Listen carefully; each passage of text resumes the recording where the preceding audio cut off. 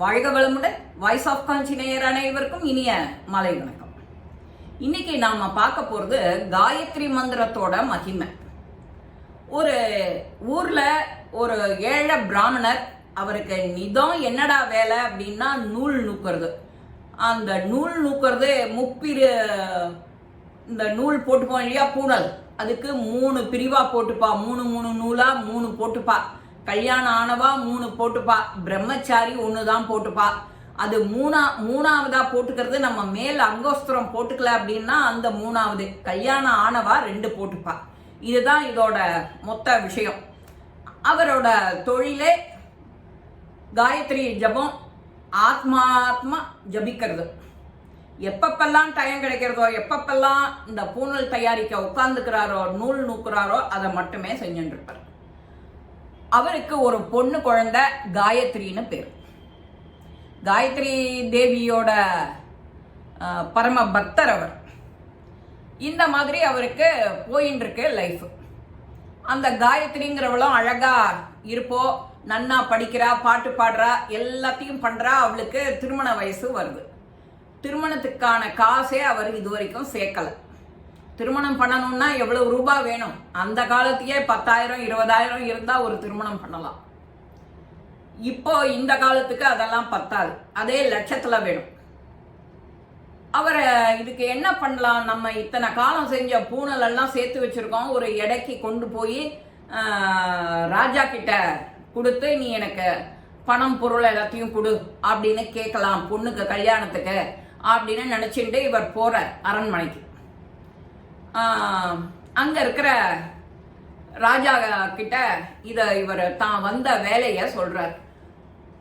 ராஜா, வந்தனம் நமஸ்காரம் சொல்லிவிட்டு, நான் ஒரு ஏழை பிராமணன், எனக்கு வசதி கிடையாது.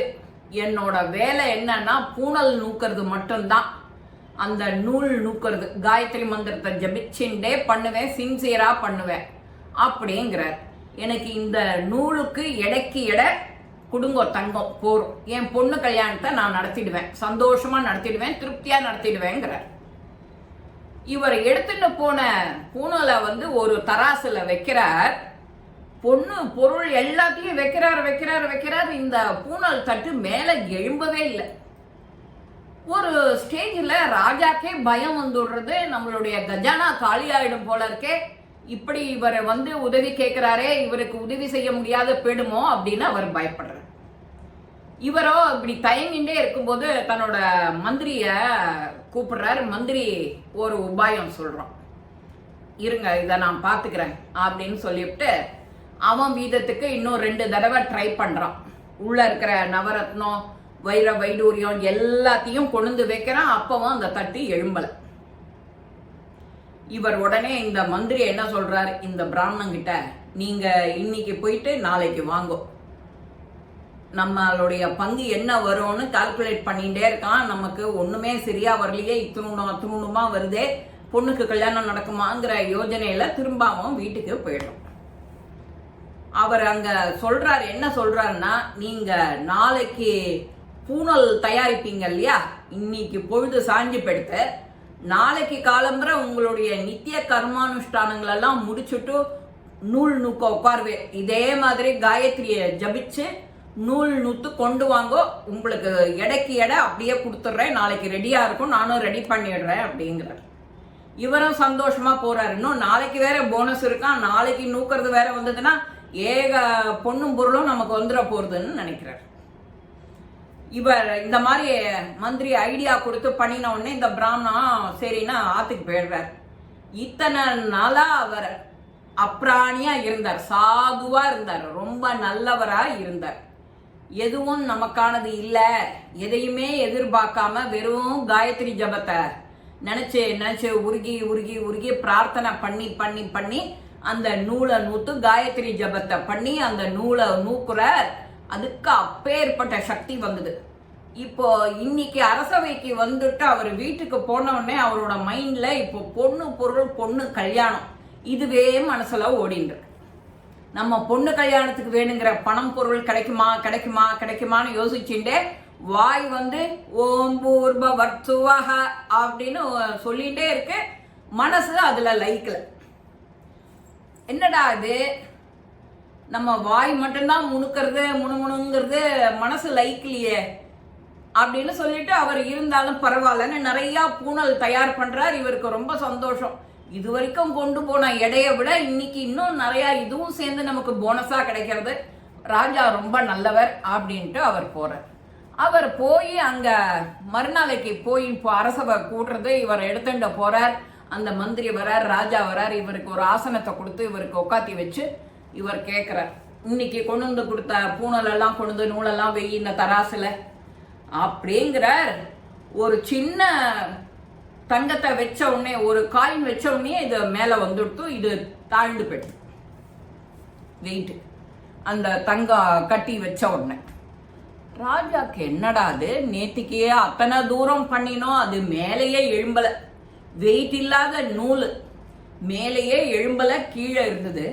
இன்னைக்கு இந்த வெயிட் போட்ட உடனே இது மேல கீழே அமுங்கிறது, அது எழும்பி வந்துடுதே அப்படின்னு. இருந்தாலும் இவருக்கு கல்யாணம் பண்றதுக்கான நிதி இது பத்தாதுன்னு சொல்லி கல்யாணத்துக்கு வேணுங்கிறதுக்கு எல்லாம் நகையெல்லாம் கொடுத்து அனுப்புறார். பொண்ணும் பொருளும் வைரம் வைடூரியம் மாலை காசு எல்லாத்தையும் கொடுத்து அனுப்புறார். அந்த பிராமணனும் சந்தோஷமா வாங்கிட்டு கிளம்பிட்டார். அப்புறம் இவர் மந்திரியை கூப்பிட்டு விசாரிக்கிறார், நீ என்ன யூகம் பண்ணின, என்ன தந்திரம் பண்ணின, இது இன்னைக்கு மேல வந்துடுத்தோம் தராசு தட்டு. இல்ல அரசே, நேத்திக்கு நடந்தது, அவர் இத்தனை வருஷமா சுவாமி கிட்ட நூல் நூக்கும் போது இந்த காயத்ரி மந்திரத்தை எதையுமே எதிர்பார்த்து பண்ணல, தனக்கு பொன் வேணும் பொருள் வேணும் அப்படின்னு எதையுமே எதிர்பார்த்து பண்ணல. மனசு எல்லாம் அந்த மந்திரத்துக்குள்ளேயே ஜபிச்சு போயிடுது. அதனால அந்த காயத்ரி மந்திரத்துக்கு எவ்வளவு பவர்னு நாம தெரிஞ்சிட்டோம். அந்த தராசு மேலேயே எழும்பல, அந்த நூல் வெயிட் இல்லாத நூல்னா கூட மேலே எழும்பல. ஆனா நேற்றுக்கு ஒரு நாள் ராத்திரி அவர் மைண்ட்ல எல்லா சலனமும் வந்துடுத்தோம். காசு வருமா வராதா, பொண்ணு கல்யாணம் நடக்குமா நடக்காதா அப்படிங்கிற அந்த கவலை வந்துடுத்து. இன்வால்மெண்டோட பண்ணல, மனசு ஒப்பி பண்ணல, அவர் காயத்ரி ஜபம் மனசு ஒப்பி பண்ணல. அதனால ஒரு கட்டி வச்ச உடனே அது மேல வந்துடுத்து, இது கீழே பெடுத்து அப்படிங்கிற. ராஜா அமைச்சரோட தந்திரத்தை யூகிச்சு காயத்ரி தேவி காயத்ரி மந்திரத்தோட சிறப்பை எல்லாருக்கும் எடுத்து சொல்றார் அவர். இதுவே இந்த ஒரு சான்றே போரும், காயத்ரியோட மகிமை ஊர்ல எல்லாரும் சொல்லணும் தண்டோரா போடுறார். அந்த ராஜா அந்த ஊர் மக்களுக்கு நிறைய செய்வார். ராஜானாலே நல்லது செஞ்சுதானே ஆகணும். அந்த காலத்துல தன் நாட்டு மக்களை எதுல எல்லா வித துன்பத்தில இருந்தும் காப்பாற்றணும்.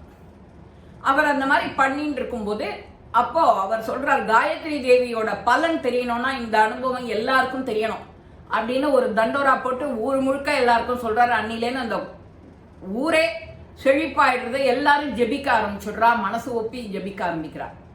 நாமளும் எந்த ஒரு ஸ்லோகம் சொல்லணுமா காரியம் செய்யணுமா மனசு ஒப்பி இன்வால்மெண்டோட பக்தி ஸ்ரத்தையா செய்யணும். அதுக்கு தான் பக்தி ஸ்ரத்தைன்னு சொல்றது. எதுவா இருந்தாலும் ஸ்ரத்தையா பண்ணு, கடனேன பண்ணாதே அப்படின்பா நம்ம ஆத்துல சாதாரணமா. மேம்போக்கா செய்யாத, ஒழுங்கா அழகா செய், நேர்த்தியா செய் அப்படின்பா. காயத்ரி தேவியோட மகிமை, காயத்ரி மந்திரத்தோட மகிமை நாம தெரிஞ்சுக்கிறதுக்கு இந்த பிராமணன் செஞ்ச ஒரு வேலையே சாட்சி. அதுக்கு ஒரு கதை, அதுக்கு ஒரு ஊரு, அதுக்கு ஒரு ராஜா, அந்த ராஜா அந்த ஊரையே செழிச்சிட்டோம். எல்லாருக்கும் இந்த பதிவு ரொம்ப நல்லா பிடிச்சிருக்கும். இன்னிலேந்தான் எல்லாரும் அமாவாசை அன்னைக்கு காயத்ரி 3 வேளை பண்ணணும். 3 வேளை பண்ணலையா, அட்லீஸ்ட் காலம்பரை சாயங்காலமான்னு பண்ணுங்க. முன்ன அந்த காலத்துல 4 வேளை, காத்தால 6 மணிக்கு எழுந்த உடனே ஒன்று, 12 மணிக்கு ஒன்று, 3 மணி 4 மணிக்கு ஒன்று, 6 மணிக்கு ஒன்று, 4 வேளை பண்ணிட்டு இருக்கோம்.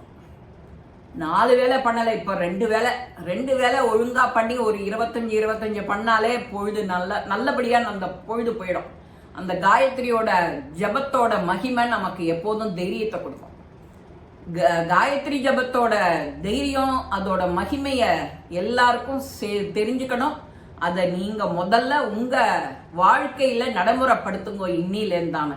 ஏன்னா அடுத்த அமாவாசை உங்களுக்கு ஆடி அமாவாசை, தீர்த்த ஸ்நானம்லாம் நிறையா இருக்கும். ஆடி அமாவாசைனாலே விசேஷம். அதுக்கு என்னென்ன பண்ணணுமோ அதுக்கு ரெடி ஆகிக்கோங்க. இன்னிலேருந்து அடுத்த அமாவாசைக்குள்ளார எவ்வளவு ஜபம் பண்ணணுங்கிறத யோசிச்சுக்கோங்க.